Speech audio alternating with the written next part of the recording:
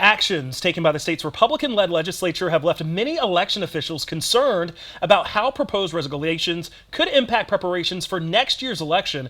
Now, Wisconsin remains a key battleground state. Our political reporter Darielle Fair has you covered with how municipal clerks say they're preparing for the worst while hoping to conduct a seamless election cycle in 2024. We really need people to believe in our elections. That's our system. And when you lose that trust, or people are continually trying to break it down, it's a problem for our democracy. And certainly as a purple state, we're one of 4 or 5 states that are going to get national scrutiny.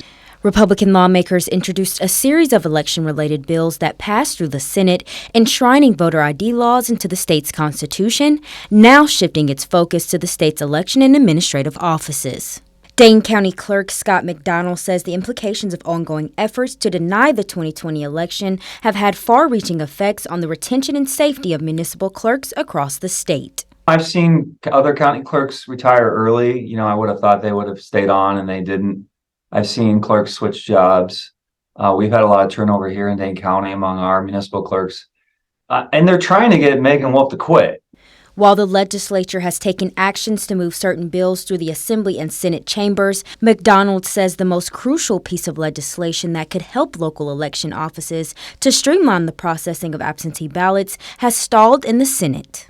Representative Sylvia Ortiz-Velez, co-author of a bipartisan bill establishing the Election Worker Protection Act to provide safeguards for election workers to continue administering secure elections, argues the legislature has worked collaboratively across the aisle to move the Monday processing bill and several other bipartisan bills to Governor Tony Evers' desk.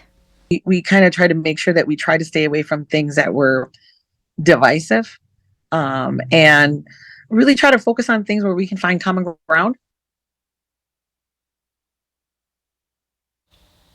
Wisconsin's first 2024 election takes place in February. McDonald says his office is working to create the safest environment for its staff. He's hoping existing tensions can be resolved by then.